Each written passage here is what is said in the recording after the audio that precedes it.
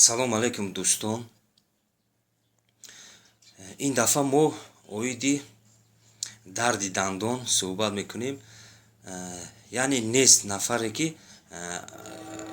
аз ҳамин дарди дандон огоҳ набошад.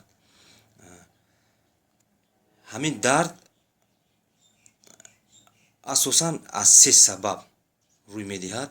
Якум аз гармӣ, дуюм аз сардӣ, сеюм ё агар кирм хӯрда бошаду ба воситаи сурохи он ба асаби дандон чизҳои ғайр расад. Яъне манам се сабабе ки дарди дандон ба амал меояд. Анакун мо чӣ хел бояд фарқ кунем ки ҳамин дандон дар вақти ҳамин дард кардан дандони мо аз кадоми ҳамин сабабҳо ба амал омадааст. Яъне аломатҳое ки мо тавонем фарқ карда ки дарди дандон бо кадом аз ин сабабҳо пайдо шудааст. Якум, дар вақти дарди дандон мо ба даҳон оби хунук мегирем. Агар дар ҳамин вақт дард сокин яъне нест шавад, ин аломат сабаби ғалабаи гармӣ аст. Дуюм, баръакс, вақте ки дандони мо дард мекунад, ҳамин вақт агар мо ба даҳон оби гарм гирем, агар дард таскин ёбад, пас сабаби ҳамин дард аз ғалабаи сардист, яъне бо сабаби аз хунукӣ ҳам дард пайдо шавад. Агар мо дар ҳамин ҳарду ҳолат, яъне вақте ки дандон дард мекунад, ҳам оби хунук гирем ё ҳам оби гарм, агар ҳамин дард таскин наёбад, яъне ҳамин дард нест нашавад, пас ҳамин дандон сабаби дарди дандон аз он аст ки дандон кир хӯрдагиай ҳамин чизҳои ғайр, чӣ хеле болода мо гуфтем, чизҳои ғайр ба воситаи ҳамин сурохи ҳамон ба асаби мо таъсир мерасонад, бинобар ҳамин дарди дандон пайдо мешавад.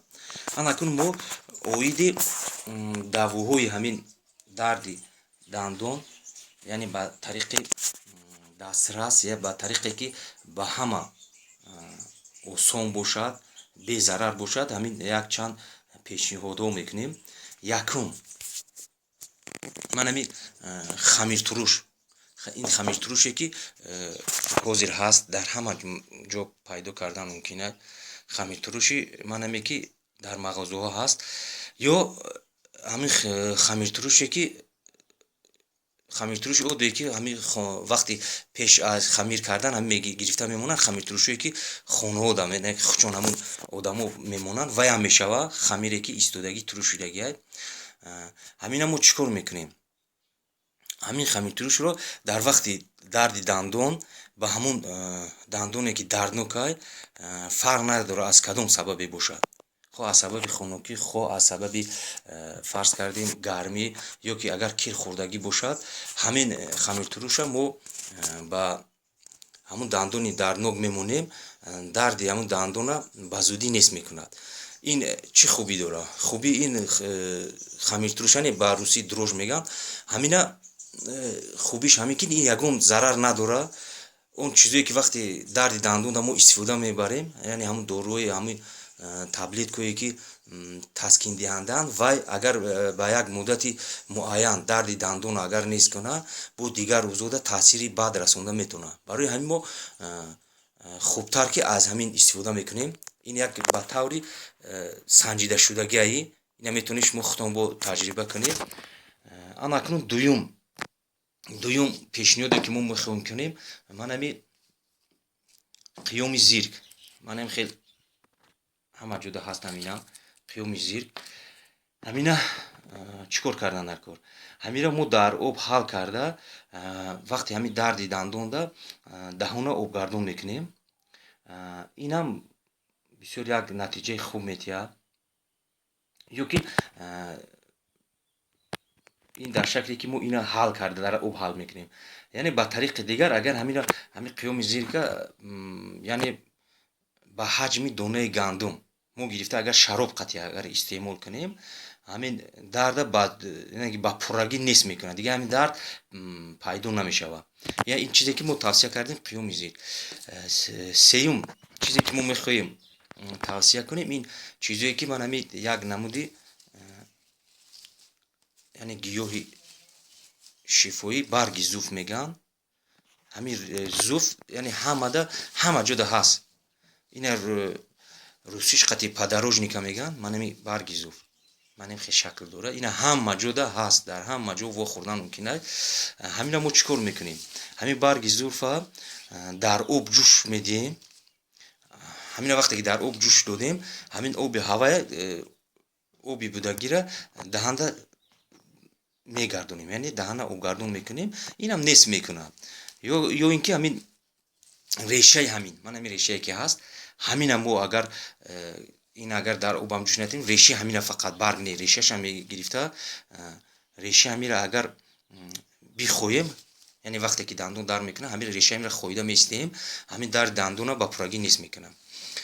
баъд як чизи дигар, мо чорум, ин чорум буд.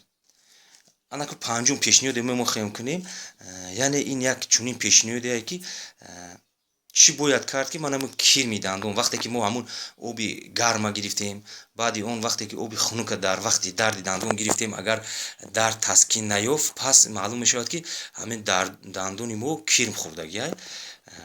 яъне ҳамин кирма мо чӣ тавр ба таври осон сода, яъне ҳамин кирма резондан имкон дорад.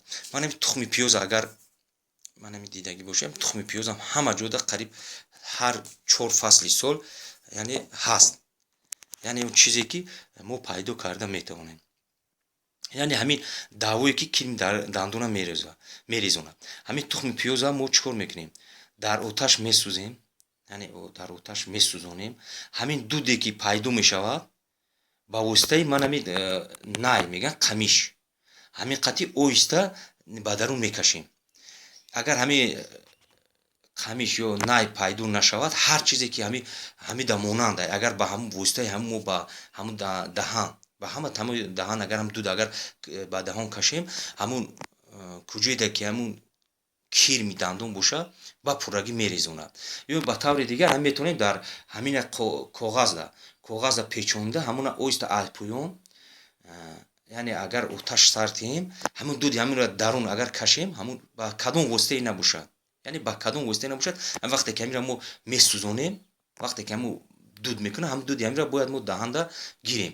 вақте ҳам даҳанда гирифтаанда, ҳамун кирми хоҳ аз поён боша, хоҳ аз боло боша, ба пуррагӣ мерезад, нес мешавад. бародарон, ман ҳамин оиди ҳамин дари дандон мо ҳамин тавсияҳоро кардем. баъд чӣ хеле ки дар аввал гуфтем, ҳамин тавсияҳо ҳамаш санҷидашудагиай, яъне он чизое ки дар амал яъне натиҷа метиҳад. боқӣ дӯстон дар амони худованд бошед.